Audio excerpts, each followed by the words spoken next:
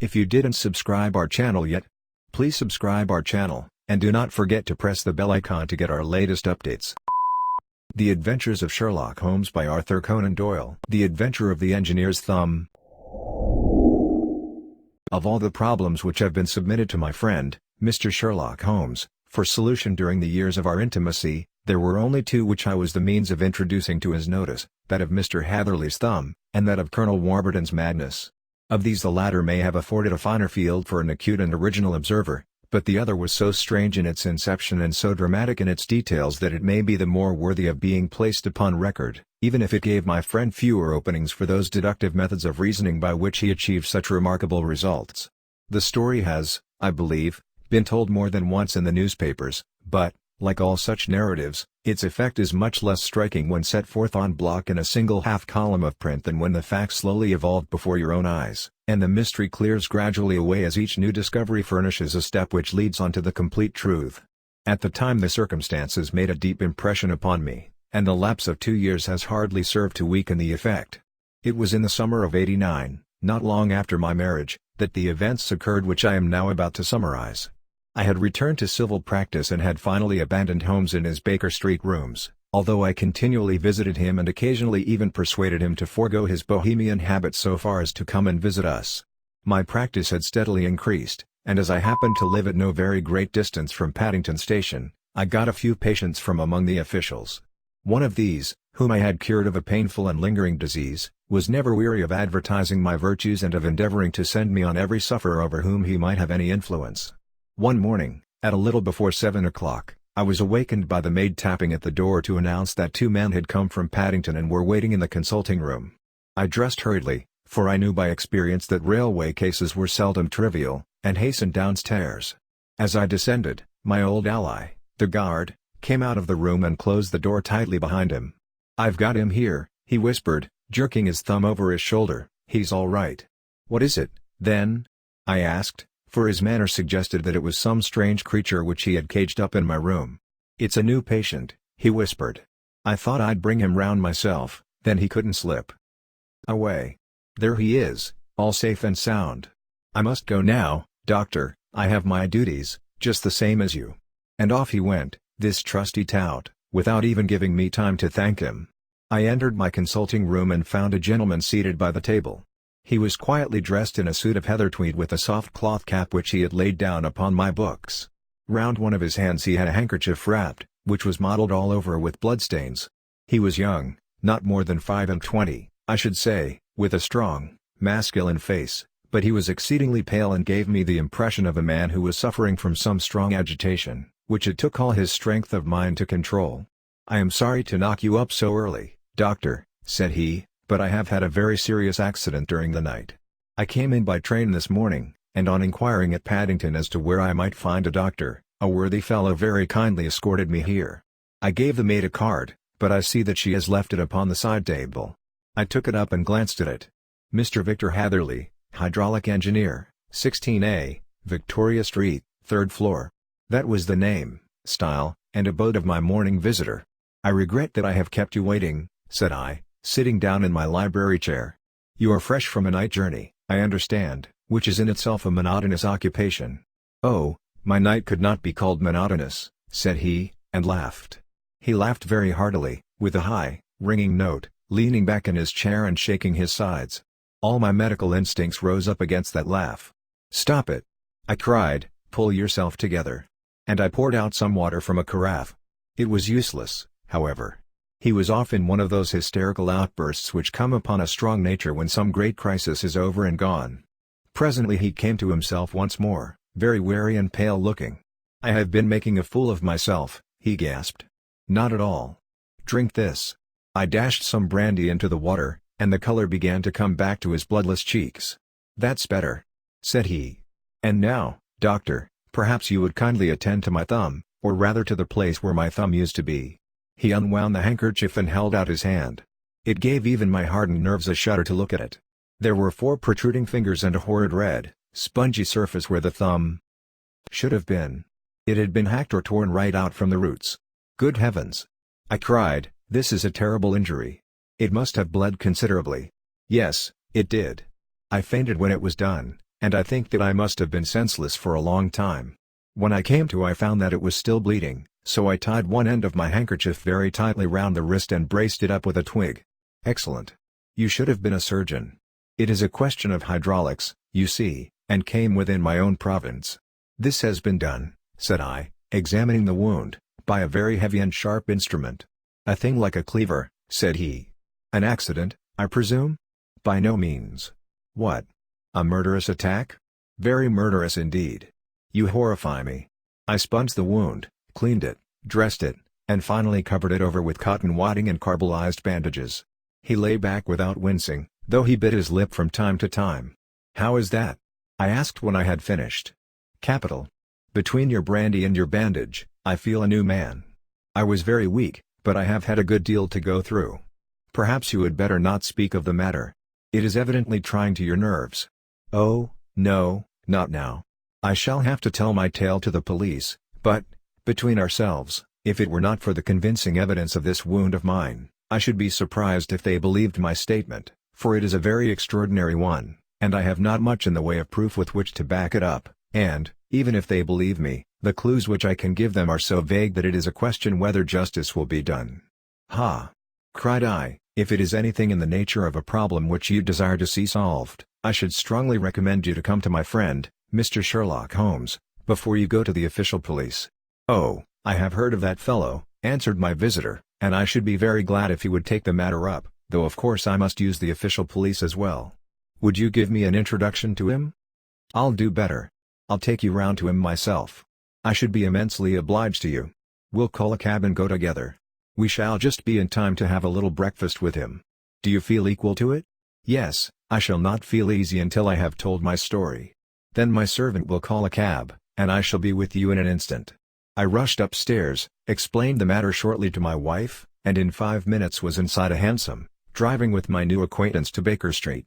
Sherlock Holmes was, as I expected, lounging about his sitting room in his dressing gown, reading the agony column of the Times and smoking his before-breakfast pipe, which was composed of all the plugs and dottles left from his smokes of the day before, all carefully dried and collected on the corner of the mantelpiece. He received us in his quietly genial fashion, ordered fresh rashers and eggs, and joined us in a hearty meal. When it was concluded he settled our new acquaintance upon the sofa, placed a pillow beneath his head, and laid a glass of brandy and water within his reach. "It is easy to see that your experience has been no common one, Mr. Hatherley," said he. "Pray, lie down there and make yourself absolutely at home. Tell us what you can, but stop when you are tired and keep up your strength with a little stimulant." "Thank you," said my patient. "But I have felt another man since the doctor bandaged me, and I think that your breakfast has completed the cure. I shall take up as little of your valuable time as possible, so I shall start at once upon my peculiar experiences." Holmes sat in his big armchair with a weary, heavy-lidded expression which veiled his keen and eager nature, while I sat opposite to him, and we listened in silence to the strange story which our visitor detailed to us. "You must know," said he, "that I am an orphan and a bachelor, residing alone in lodgings in London.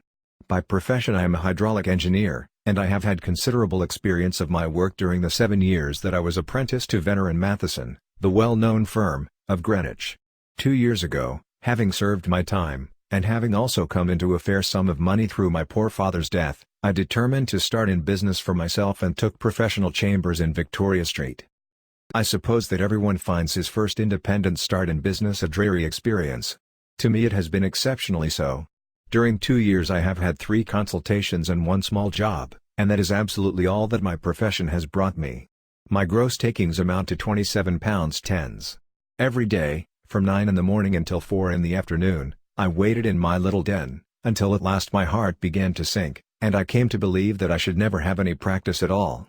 Yesterday, however, just as I was thinking of leaving the office, my clerk entered to say there was a gentleman waiting who wished to see me upon business. He brought up a card, too, with the name of Colonel Lysander Stark engraved upon it. Close at his heels came the colonel himself, a man rather over the middle size, but of an exceeding thinness. I do not think that I have ever seen so thin a man. His whole face sharpened away into nose and chin, and the skin of his cheeks was drawn quite tense over his outstanding bones. Yet this emaciation seemed to be his natural habit, and due to no disease, for his eye was bright, his step brisk, and his bearing assured. He was plainly but neatly dressed, and his age, I should judge, would be nearer 40 than 30. "Mr. Hatherley?" said he, with something of a German accent. "You have been recommended to me, Mr. Hatherley, as being a man who is not only proficient in his profession but is also discreet and capable of preserving a secret." I bowed, feeling as flattered as any young man would at such an address. "May I ask who it was who gave me so good a character?" "Well, perhaps it is better that I should not tell you that just at this moment.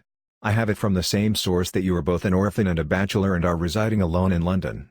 "That is quite correct," I answered, "but you will excuse me if I say that I cannot see how all this bears upon my professional qualifications. I understand that it was on a professional matter that you wished to speak to me?" "Undoubtedly so.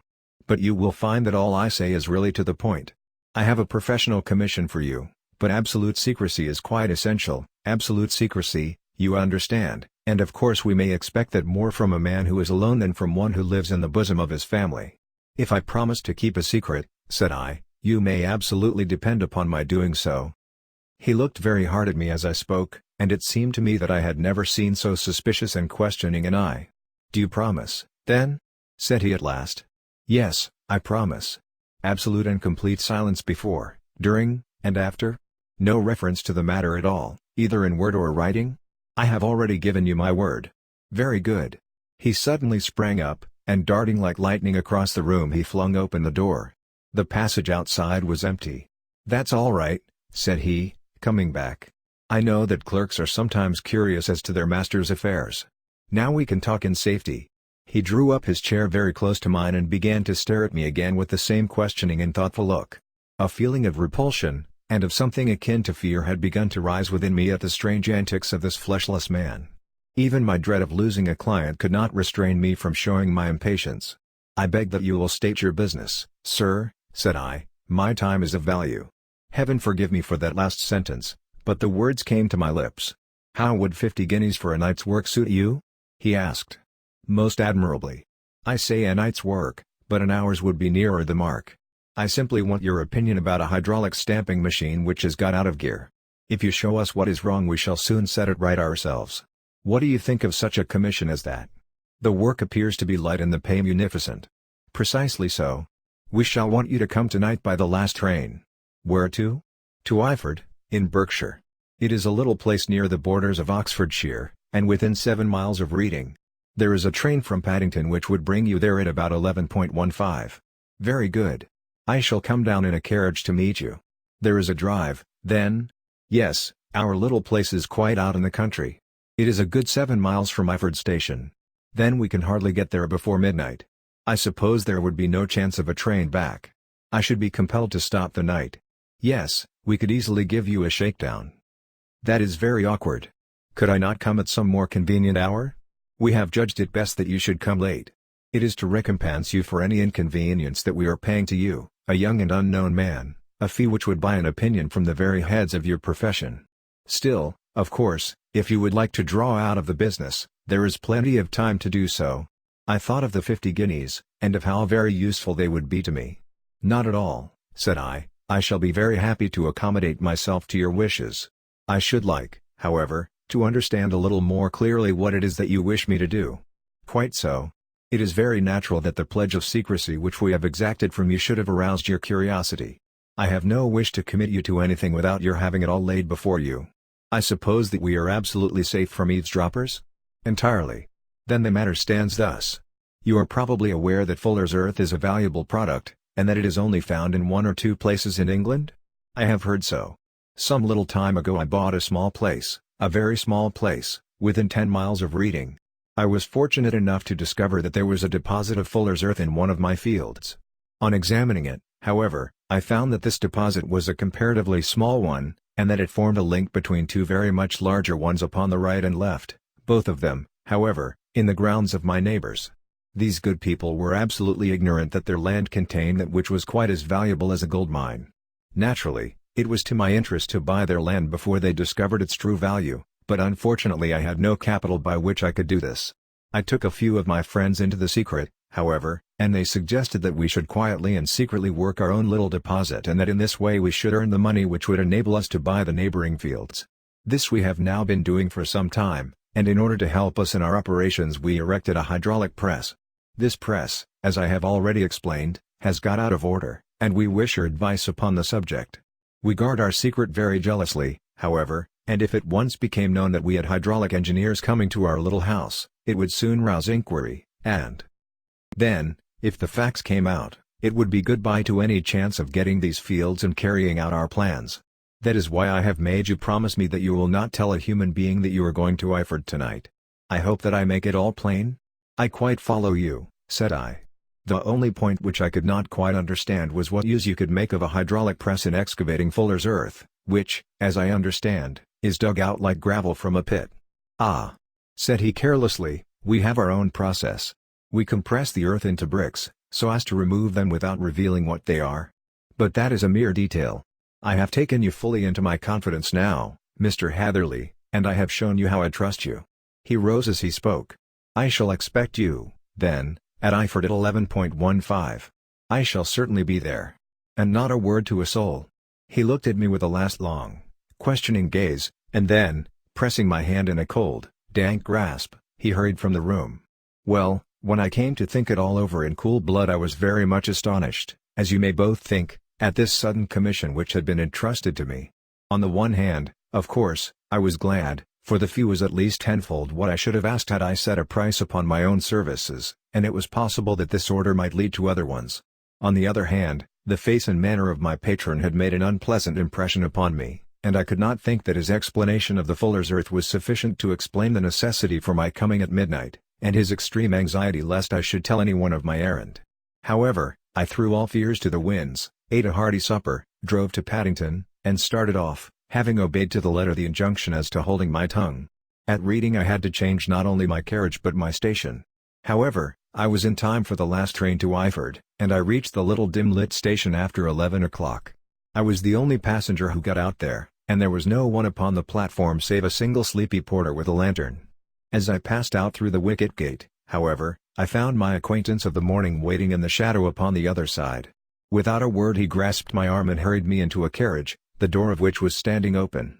He drew up the windows on either side, tapped on the woodwork, and away we went as fast as the horse could go. "One horse?" interjected Holmes. "Yes, only one." "Did you observe the color?"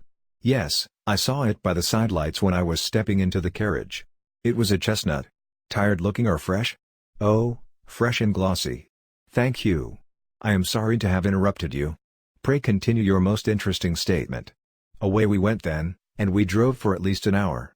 Colonel Lysander Stark had said that it was only 7 miles, but I should think, from the rate that we seemed to go, and from the time that we took, that it must have been nearer 12. He sat at my side in silence all the time, and I was aware, more than once when I glanced in his direction, that he was looking at me with great intensity. The country roads seemed to be not very good in that part of the world, for we lurched and jolted terribly. I tried to look out of the windows to see something of where we were, but they were made of frosted glass, and I could make out nothing save the occasional bright blur of a passing light.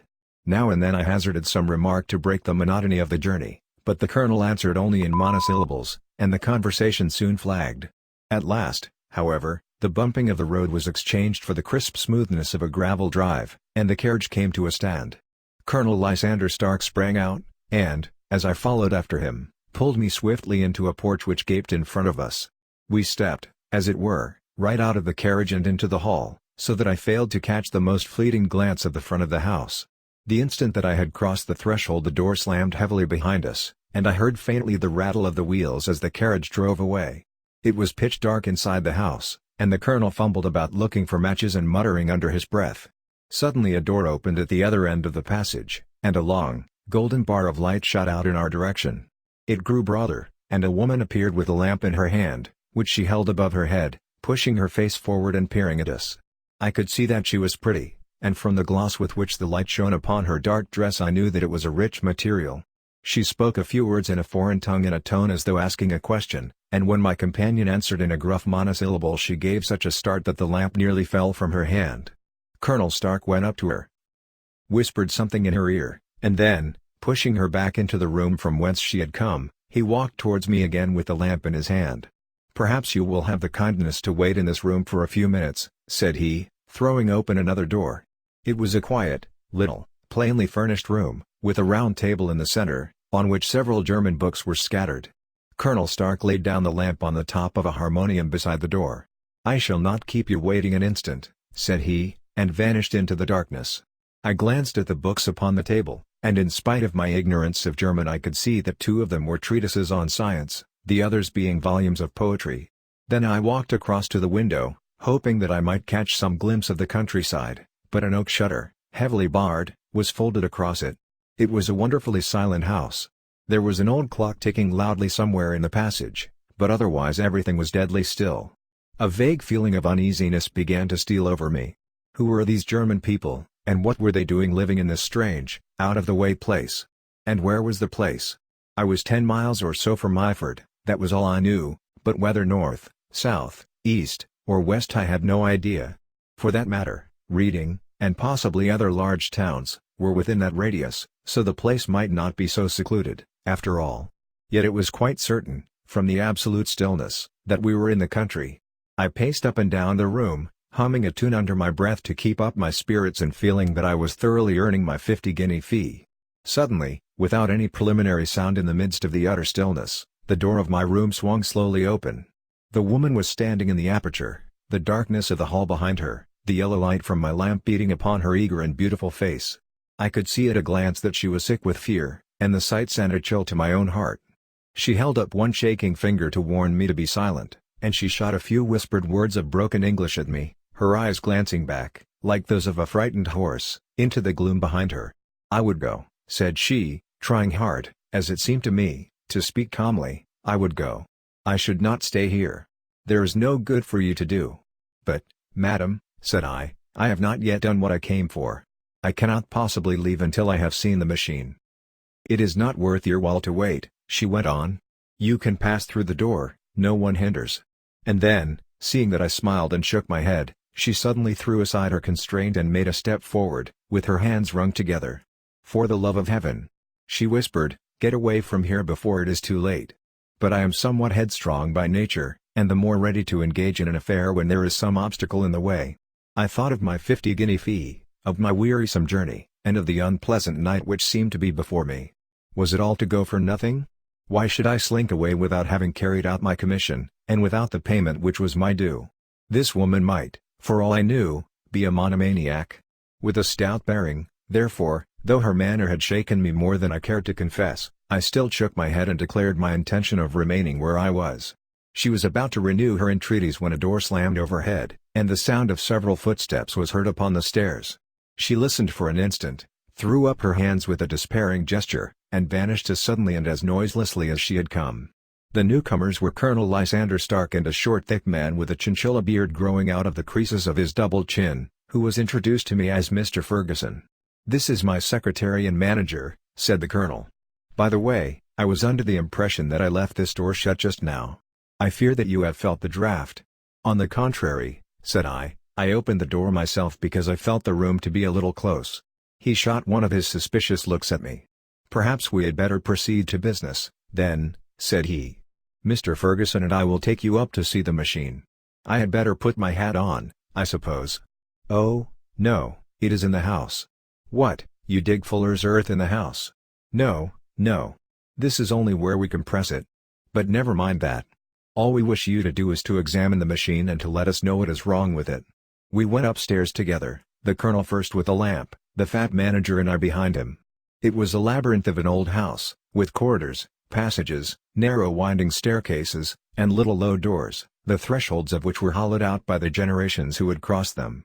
There were no carpets and no signs of any furniture above. The ground floor, while the plaster was peeling off the walls, and the damp was breaking through in green, unhealthy blotches. I tried to put on as unconcerned an air as possible, but I had not forgotten the warnings of the lady, even though I disregarded them, and I kept a keen eye upon my 2 companions. Ferguson appeared to be a morose and silent man, but I could see from the little that he said that he was at least a fellow countryman. Colonel Lysander Stark stopped at last before a low door, which he unlocked. Within was a small, square room, in which the 3 of us could hardly get at one time. Ferguson remained outside, and the colonel ushered me in. "We are now," said he, "actually within the hydraulic press, and it would be a particularly unpleasant thing for us if anyone were to turn it on. The ceiling of this small chamber is really the end of the descending piston, and it comes down with the force of many tons upon this metal floor. There are small lateral columns of water outside which receive the force, and which transmit and multiply it in the manner which is familiar to you. The machine goes readily enough, but there is some stiffness in the working of it, and it has lost a little of its force. Perhaps you will have the goodness to look it over and to show us how we can set it right." I took the lamp from him, and I examined the machine very thoroughly. It was indeed a gigantic one, and capable of exercising enormous pressure. When I passed outside, however, and pressed down the levers which controlled it, I knew at once by the whishing sound that there was a slight leakage, which allowed a regurgitation of water through one of the side cylinders. An examination showed that one of the india rubber bands which was round the head of a driving rod had shrunk so as not quite to fill the socket along which it worked. This was clearly the cause of the loss of power, and I pointed it out to my companions, who followed my remarks very carefully and asked several practical questions as to how they should proceed to set it right. When I had made it clear to them, I returned to the main chamber of the machine and took a good look at it to satisfy my own curiosity. It was obvious at a glance that the story of the fuller's earth was the merest fabrication, for it would be absurd to suppose that so powerful an engine could be designed for so inadequate a purpose. The walls were of wood, but the floor consisted of a large iron trough, and when I came to examine it I could see a crust of metallic deposit all over it. I had stooped and was scraping at this to see exactly what it was when I heard a muttered exclamation in German and saw the cadaverous face of the colonel looking down at me. "What are you doing there?" he asked. I felt angry at having been tricked by so elaborate a story as that which he had told me. "I was admiring your fuller's earth," said I. "I think that I should be better able to advise you as to your machine if I knew what the exact purpose was for which it was used." The instant that I uttered the words I regretted the rashness of my speech. His face set hard, and a baleful light sprang up in his grey eyes. "Very well," said he, "you shall know all about the machine." He took a step backward, slammed the little door, and turned the key in the lock. I rushed towards it and pulled at the handle, but it was quite secure, and did not give in the least to my kicks and shoves. "Hello!" I yelled. "Hello! Colonel! Let me out!" And then suddenly in the silence I heard a sound which sent my heart into my mouth. It was the clank of the levers and the swish of the leaking cylinder. He had set the engine at work. The lamp still stood upon the floor where I had placed it when examining the trough. By its light I saw that the black ceiling was coming down upon me. Slowly, jerkily, but, as none knew better than myself, with a force which must within a minute grind me to a shapeless pulp. I threw myself, screaming, against the door, and dragged with my nails at the lock. I implored the colonel to let me out, but the remorseless clanking of the levers drowned my cries. The ceiling was only a foot or two above my head, and with my hand upraised I could feel its hard, rough surface. Then it flashed through my mind that the pain of my death would depend very much upon the position in which I met it. If I lay on my face the weight would come upon my spine, and I shuddered to think of that dreadful snap. Easier the other way, perhaps, and yet, had I the nerve to lie and look up at that deadly black shadow wavering down upon me? Already I was unable to stand erect, when my eye caught something which brought a gush of hope back to my heart. I have said that though the floor and ceiling were of iron, the walls were of wood. As I gave a last hurried glance around, I saw a thin line of yellow light between two of the boards, which broadened and broadened as a small panel was pushed backward. For an instant I could hardly believe that here was indeed a door which led away from death. The next instant I threw myself through, and lay half fainting upon the other side.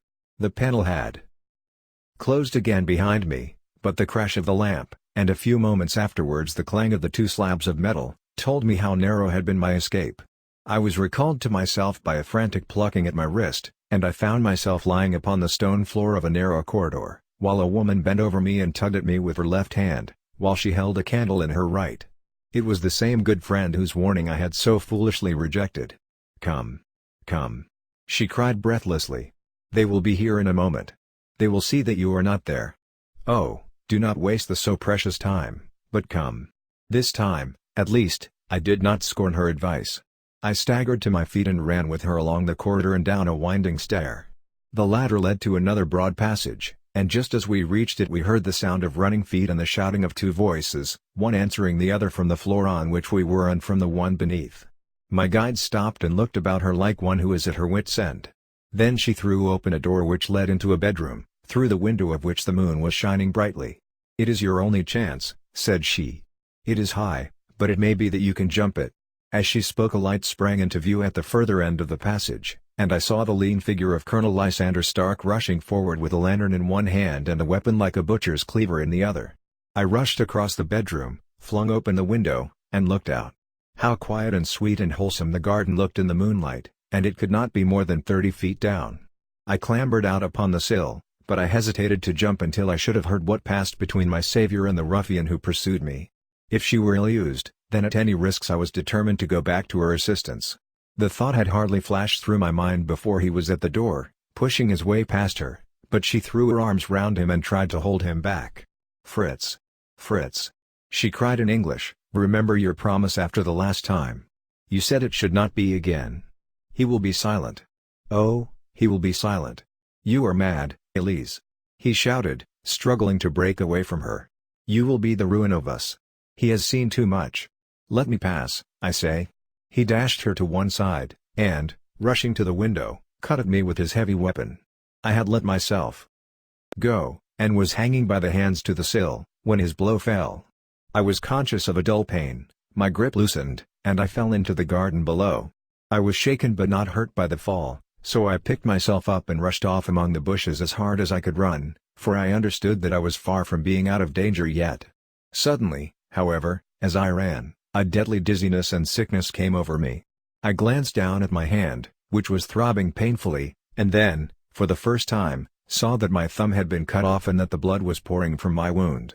I endeavored to tie my handkerchief round it, but there came a sudden buzzing in my ears, and next moment I fell in a dead faint among the rose bushes. How long I remained unconscious I cannot tell. It must have been a very long time, for the moon had sunk, and a bright morning was breaking when I came to myself. My clothes were all sodden with dew, and my coat sleeve was drenched with blood from my wounded thumb. The smarting of it recalled in an instant all the particulars of my night's adventure, and I sprang to my feet with the feeling that I might hardly yet be safe from my pursuers. But to my astonishment, when I came to look round me, neither house nor garden were to be seen. I had been lying in an angle of the hedge close by the highroad, and just a little lower down was a long building, which proved, upon my approaching it, to be the very station at which I had arrived upon the previous night. Were it not for the ugly wound upon my hand, all that had passed during those dreadful hours might have been an evil dream. Half dazed, I went into the station and asked about the morning train.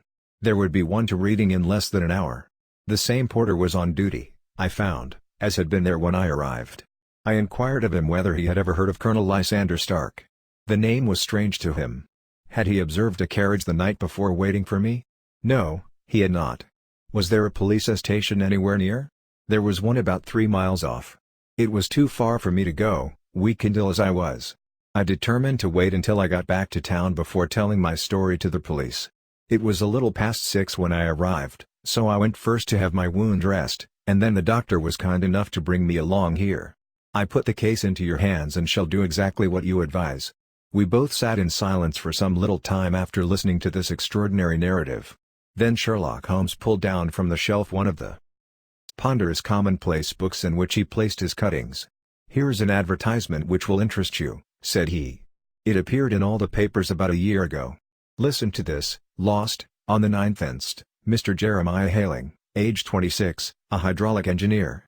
Left his lodgings at 10 o'clock at night, and has not been heard of since. Was dressed in, etc., etc. Ha!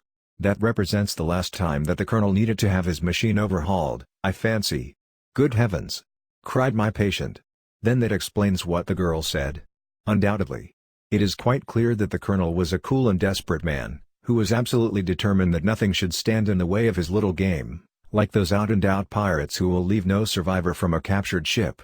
Well, every moment now is precious, so if you feel equal to it we shall go down to Scotland Yard at once as a preliminary to starting for Ryford." Some 3 hours or so afterwards we were all in the train together, bound from Reading to the little Berkshire village. There were Sherlock Holmes, the hydraulic engineer, Inspector Bradstreet, of Scotland Yard, a plain-clothes man, and myself. Bradstreet had spread an ordnance map of the county out upon the seat and was busy with his compasses drawing a circle with Iford for its center. "There you are," said he. "That circle is drawn at a radius of 10 miles from the village. The place we want must be somewhere near that line. You said 10 miles, I think, sir. It was an hour's good drive. And you think that they brought you back all that way when you were unconscious?" "They must have done so. I have a confused memory, too, of having been lifted and conveyed somewhere. What I cannot understand," said I, "is why they should have spared you when they found you lying fainting in the garden. Perhaps the villain was softened by the woman's entreaties. I hardly think that likely. I never saw a more inexorable face in my life." "Oh, we shall soon clear up all that," said Bradstreet. "Well, I have drawn my circle, and I only wish I knew at what point upon it the folk that we are in search of are to be found." "I think I could lay my finger on it," said Holmes quietly. "Really, now?" cried the inspector, "you have formed your opinion. Come, now, we shall see who agrees with you. I say it is south, for the country is more deserted there." "And I say east," said my patient. "I am for west," remarked the plainclothes man. "There are several quiet little villages up there."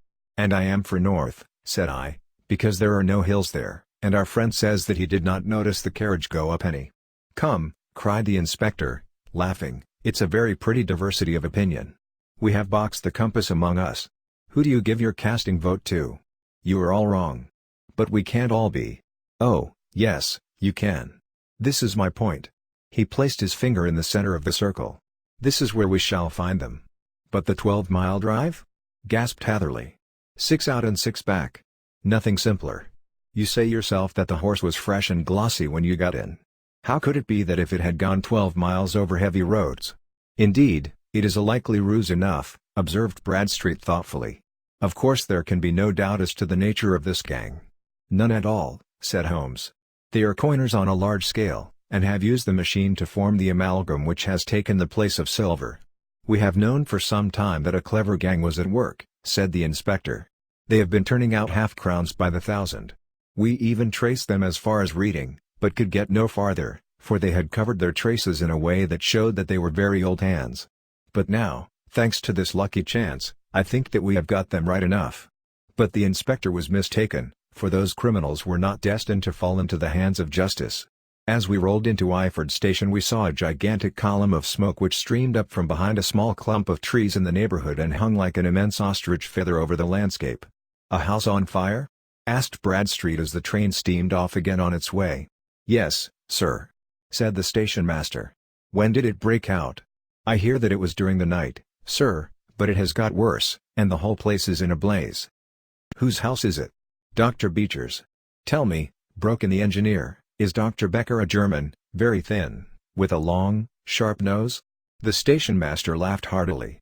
"No, sir, Dr. Becker is an Englishman, and there isn't a man in the parish who has a better lined waistcoat.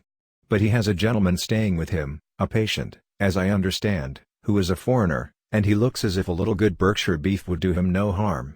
The station master had not finished his speech before we were all hastening in the direction of the fire. The road topped a low hill, and there was a great widespread whitewashed building in front of us, spouting fire at every chink and window, while in the garden in front 3 fire engines were vainly striving to keep the flames under. "That's it!" cried Hatherley, in intense excitement. "There is the gravel drive, and there are the rose bushes where I lay. That second window is the one that I jumped from." "Well, at least," said Holmes, "you have had your revenge upon them.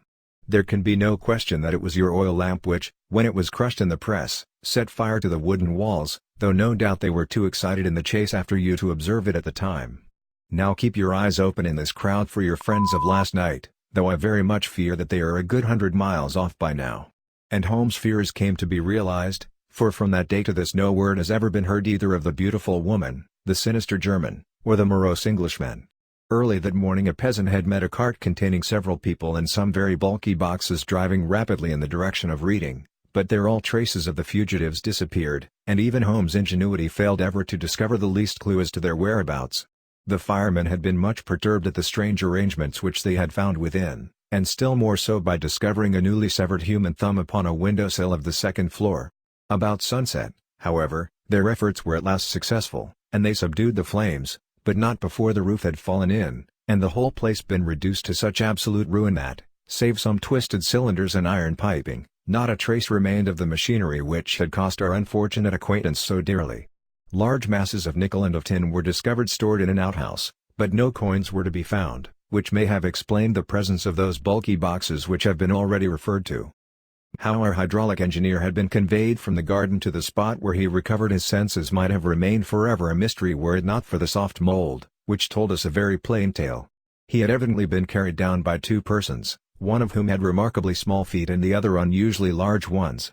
On the whole, it was most probable that the silent Englishman, being less bold or less murderous than his companion, had assisted the woman to bear the unconscious man out of the way of danger. "Well," said our engineer ruefully as we took our seats to return once more to London, "it has been a pretty business for me. I have lost my thumb and I have lost a 50-guinea fee, and what have I gained?" "Experience," said Holmes, laughing. "Indirectly it may be of value, you know. You have only to put it into words to gain the reputation of being excellent company for the remainder of your existence."